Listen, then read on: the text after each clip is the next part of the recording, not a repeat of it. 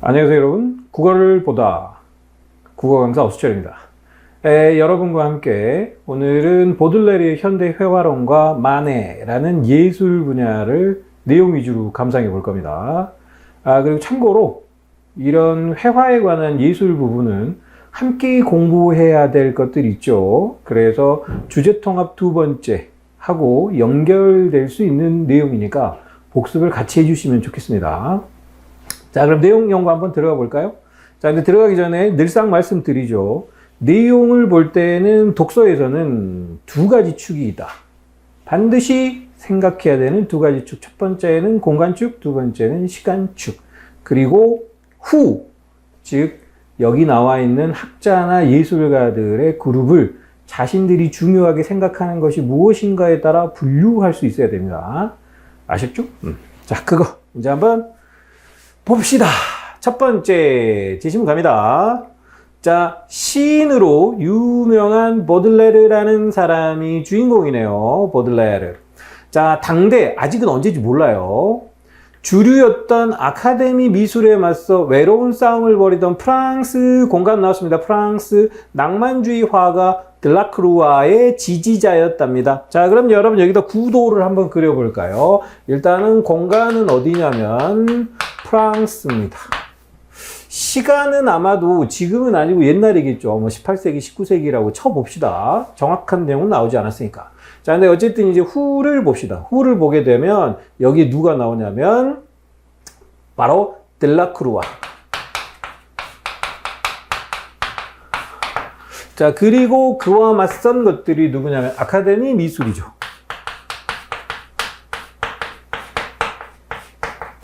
자, 이렇게 큰 축이 있고요. 이 들라크루아를 지지했던 사람이 바로 주인공. 우리가 살펴봐야 될 보들레르. 이렇게 구도가 나왔네요. 자, 그 다음 보도록 하겠습니다. 자, 그리고 지지를 하면서 시인이었지만, 시인이잖아요. 원래 직업이 시인이었는데, 미술에 대한 평론도 시작했다. 이거죠. 자, 그래서 이 들라크루아를 지원하기 위해서 미술에 대한 자기 생각을 글로 적었나 봅니다. 자, 보들레르는 어떤 생각이었냐? 아카데미 미술. 여기 있죠? 이 아카데미 미술은 생명력은 다 끝났다. 많은 아카데미 미술가들이 신화와 역사를 주제로, 여기가 중요해요. 반복적으로 그림을 그렸어요. 그러니까 똑같은 신화에 똑같은 내용을 계속적으로 그림을 그렸다는 거잖아요. 그러다 보니 그림들은 다 거기서 거기였다. 내용이. 그리고 딱 정해진 틀에 갇힌 기계적인 묘사, 막 찍어낸 것처럼 똑같은 표현에서도 이제는 아무런 매력을 느끼지 못했다. 자, 그러니까 이런 거 나올 때 여러분은 반드시 두 가지로 생각하시면 됩니다. 자, 먼저 내용이 어땠다? 신화. 여기 나오죠? 역사. 맨날 이거를 우려먹기 위해서 내용이 어때? 거기서 거기 진부했다. 그 다음에 내용 나오면 반드시 이것도 적으세요, 여러분. 표현은 어땠냐? 여기 나오죠? 기계적으로 계속 똑같이 그려내고만 있었다. 그러니까 생명력이 다 했다라고 봤다 이거죠. 자, 이거는 누구의 생각이냐면 보들레르의 생각이에요. 자, 그런 미술계에서 새로운 기법으로 홀로 외롭게 싸우는 게 누구였냐? 바로 들라크루아였다라는 거죠. 그래서 보들레르가 보기에는 모든 악습에 맞선 멋진 사람이었다라고 생각한 거예요. 자, 그 모든 악습, 여기다 밑줄 그으면 뭐겠어요? 신화와 역사를 계속 우려먹거나 기계적으로 똑같은 묘사만 하거나 하는 걸 들라크루아는 하지 않았다라고 보들레르는 본 겁니다. 자, 두 번째, 자, 보들레르가 이 들라크루아의 그림에서 가장 괜찮다라고 생각했던 게 바로 상상력이었답니다. 상상력. 자, 그래서 여기다 봅시다. 보들레르는 왜 들라크루아를 좋아했느냐? 첫 번째 이유가 얘는 상상력이 정말 남다르구나 라는 거였다는 거죠. 자, 그는, 즉 보들레르는요, 들라크루아를 화가이자 시인의 전형이다 라고 표현했는데, 시처럼 간결한 표현. 여러분, 시는 짧아요, 길어요? 굉장히 짧죠? 왜냐하면 표현이 압축적이고 간결하니까. 이렇게 시처럼 간결한 표현으로 본질과 핵심을 보여주는 것이 뛰어난 예술인데 들라크루아가 상상력을 통해 그걸 해내고 있다라고 본 거죠. 자, 근데 시간이 흘렀어요. 시간이 똑딱똑딱똑딱 흐르면서 보들레르는 들라크루아에게서도 아쉬운 점을 보게 됐어요. 그가 들라크루아죠. 자신, 즉 보들레르의 기대와 달리 그림을 그렸는데 역사에 관한 그림을 그리는 화가로 남아버렸어요. 여기 봐보세요. 역사를 계속해서 돌려막기 하고 내용으로 하는 그게 진부하다고 생각했는데 들라크루아도 결국에 뭐가 돼버렸냐? 역사를 그리는 화가가 돼버렸다. 그러니까 보들레르는 이 부분에서는 실망을 해버렸네. 그렇죠? 이런 식으로 여러분 좀 메모를 해보셔도 좋겠습니다. 자, 그 다음 또 보도록 하겠습니다. 자, 보들레르는 미술가들이 역사 따위의 과거가 아닌 지금을 보다 생생하게 그려내야 된다라고 생각했어요. 그러니까 실망한 이유가 이거죠. 보들레르는 무엇을 더 소중하게 생각했어요? 바로 지금 이 순간, 이때를 그리는 게 최고다라고 생각했다. 이겁니다. 자, 그 다음 또 볼까요? 자, 또 보들레르는 예술로 담아내야 할 진정한 영웅은 결국에는 죽은 과거의 역사 속의 영웅이 아니라 우리 현재 주변에서 함께 살아가고 있는 사람들, 그 사람들이 영웅이다라고 본 거예요. 그래서 보들레르는 이러한 자신의 아름다움에 대한 견해를 현대 생활의 영웅주의라고 이름까지 지었답니다. 그래서 서양 미술에서 현대성이라는 개념이 바로 이 보들레르를 통해서 처음으로 제시됐다라는 게 큰 의의라는 거죠. 자, 그러면 이제 현대성에 집중해 봅시다. 자, 이러한 보들레르가 최초로 이야기한 현대성은 단순히 시간상 똑같은 시대라는 개념만은 아닙니다. 물론 이 개념도 있지만, 자, 보들레르는 현대성이라는 개념을, 여기가 중요해요. 이제부터 여러분. 우연적이고 일시적인 것이라고 얘기하면서 그림을 그리는 화가도 역시 시인과 같은 눈으로 일시적인 것에서 영원한 것을 끌어낼 수 있어야 돼 라고 생각했다는 거죠. 그 말이 좀 어렵죠. 자, 삶의 한순간이나 유행 같은 것들은 금방 지나가 버리는 덧없는 것입니다. 그렇지만 보들레르는 이런 덧없는 것, 바로 그게 뭐야? 일시적인 것, 거기에서도 핵심이나 본질이나 정수를 찾아낼 수 있다면, 이거 아까 표현 바꾸면 뭐겠어요? 시인들이 짧은 압축적 표현으로 핵심과 정수를 표현하는 것처럼, 찾아내는 것처럼, 그죠? 똑같은 얘기예요. 그렇다면 완전한 아름다움에 이룰 수 있겠다라고 주장했다는 거죠. 그래서 여러분 여기다 또 메모해야죠. 보들레르가 중요하게 생각한 게 바로 뭐다? 현대성. 지금이 여기로 연결되는 거죠. 그리고 이 현대성에서는 결국 뭐냐면 우리 삶의 지금 그 순간이 일시적일지라도 여기에서 무엇을 찾아야 된다? 핵심과 정수를 찾아낼 수 있어야 된다. 그게 바로 뭐다? 예술이다. 예술의 본질이다. 그림의 본질이다. 이렇게 봤다는 겁니다. 자, 그럼 그 다음 갈까요? 자, 현대성에 대한 보들레르의 이러한 주장은 사실은 옛날부터 전해 내려오던 클래식, 즉 고전 미술의 정면으로 맞서는 거예요. 자, 르네상스 이래 서양 미술은 아름다움의 기원을 어디다 뒀냐면 옛날 꽃날 그리스에서 찾았어요. 자, 그러면 보들레르는 뭐가 중요하다고 했어요? 지금이 중요하다고 했는데 아카데미 미술 혹은 고전 미술은 지금이 아니라 신화, 역사, 고대 그리스 여기를 핵심으로 두고 있다는 거예요. 그래서 화가들조차 고전을 맨날 공부해야 되는 거예요. 그리스 로마 신화를 공부하고 다 해야 된다는 거죠.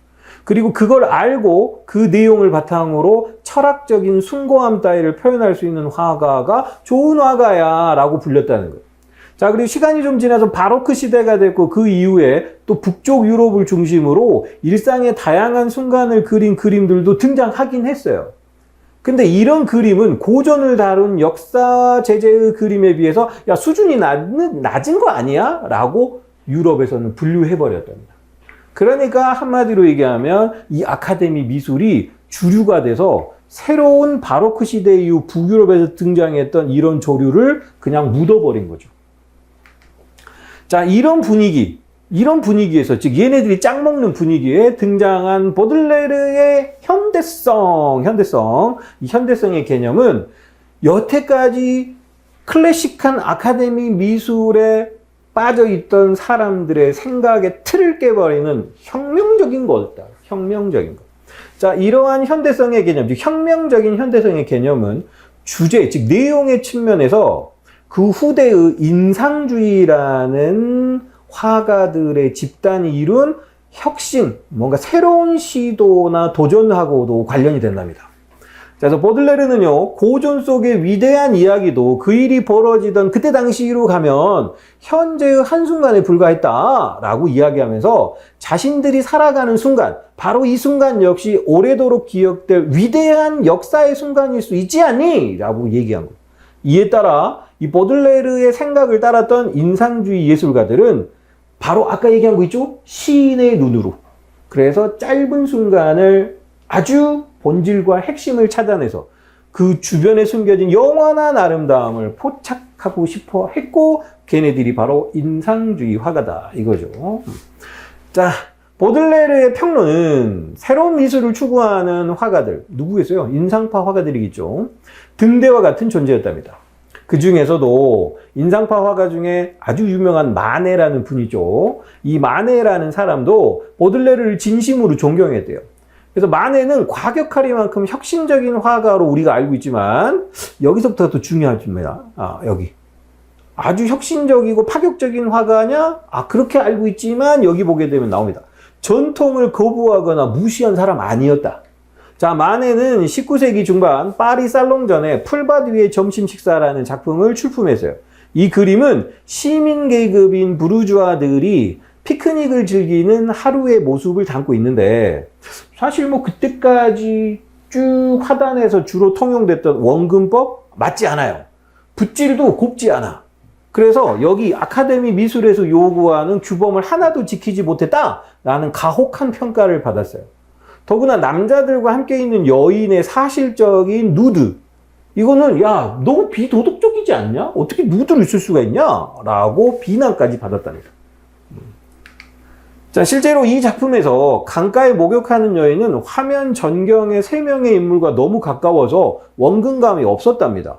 자, 그렇지만 여기서부터 중요해요. 이런 비판을 받았지만 풀밭 위의 점심 식사라는 이 작품이 전통적인 소재나 기법을 완전 무시했냐? 그건 아니랍니다. 자, 마네의 그림은요, 그 이전의 선배인 16세기 화가인 베첼리오의 전원음악제의 누드를 조금 현대화해서 표현한 것이니까 전통을 이어받은 거죠. 자, 그 다음에 그림 전체의 구도에서는 더 선배인 라파엘로의 파리스의 심판하고도 굉장히 비슷하대요. 그러니까 이 말은 무슨 얘기냐? 여기 아까 나왔죠. 마네는 얘네들이 혹평한 것처럼 전통을 거부하거나 무시한 게 아니고 그것을 충분히 계승했다. 혹은 발전시켰다라는 거예요.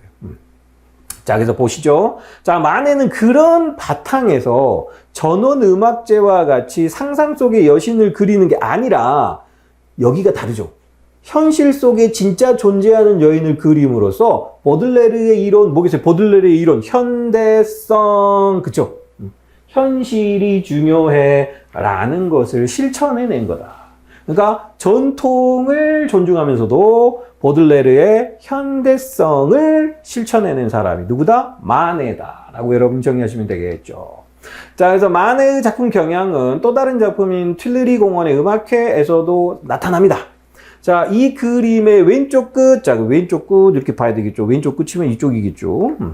왼쪽 끝에는 마네가 그려져 있는데, 마네는 주변 세계를 관찰하는 플라네르로 등장한답니다. 자, 당시 플라네르는 별다른 목적 없이 도시를 걸어다니면서 도시를 관찰하는 부르주아, 유산 계급, 그러니까 직업이 없어도 먹고 살 만한 사람, 이렇게 이해하시면 돼요. 부르주아를 의미했답니다. 그래서 부르주아들의 이러한 하루하루를 그린 이 그림에서 마네는 자신을 이러한 부르주아 세계의 일원이자 동시에 부르주아 세계를 객관적으로 잘 관찰하는 플라네르로 묘사해서 그림에 표현했다는 거예요. 자, 이러한 경향은 사실주의의 대표 화가인 쿠루베한테 영향이 굉장히 크게 전해졌답니다. 자, 그러나 사실주의 화가인 쿠루베가 사회주의적 정치 성향을 함축하는 현실의 모습을 주로 포착하고 그걸 그리려고 했다면, 우리의 주인공 마네는 순수한 아름다움의 차원에서 부르주아들의 근대 생활을 주제로 삼았다는 점에서 차이가 있다. 라고 정리를 해볼 수 있어요. 자, 그러면 이제 여러분, 우리가 좀 여기다 더해서 정리를 해야 돼요, 이제. 자, 봅시다. 제일 먼저 대립적인 구도를 가진 건 들라크루아와 아카데미 미술이죠.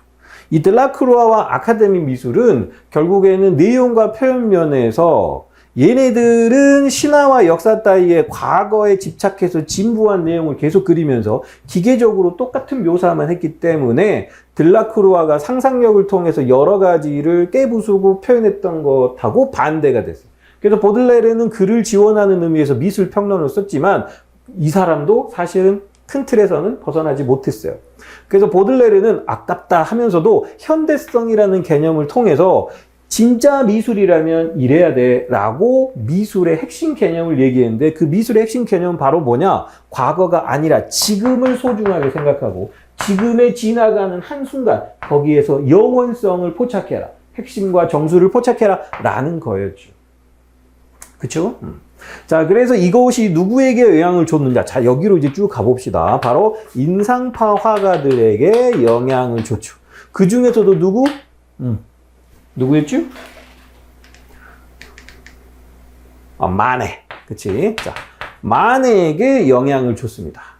자, 그런데 마네에 대한 설명도 중요합니다, 여러분. 이것도 이제 시험에 갈무리를 해야 되는 거니까. 마네는 그러면 전통을 깡그리 무시했냐? 그렇지 않아요. 전통을 계승하면서도 여기 현대성이라는 보들레르의 개념을 함께 실천한 작가다. 그리고 그 구체적인 내용은 그림을 통해 봤을 때 당시 근대, 서구 근대에서 부르주아, 그쵸? 부르주아의 일원으로서 관찰자의 역할까지 해내면서 현재의 일상을 그림으로 잘 보여줬다. 자, 그리고 그러한 경향이 인상파가 아닌 사실주의에도 영향을 줬는데, 사실주의 쿠르베죠, 쿠르베. 자, 쿠르베. 하고 그러면 완전히 똑같냐? 그렇지 않다. 이 사실주의 쿠르베가 여기 나오는 것처럼 사회주의적인 정치 이념을 갖고 있었다면 여기 마네는 순수한 미술의 아름다운 차원이었다라고 여러분들이 꼭 정리를 해 주셔야 된다 이겁니다. 아셨죠? 여기서 이렇게 가는 거 꼭 복습하세요. 자, 오늘도 여러분과 함께 수능 특강 내용에 대해서 조금 깊이 있게 핵심을 살펴봤습니다. 그리고 늘상 말씀드리죠. 국어는 읽는 과정을 통해서 결국은 보는 거예요. 그래서 제가 국어는 보는 거다라고 이야기하는 겁니다.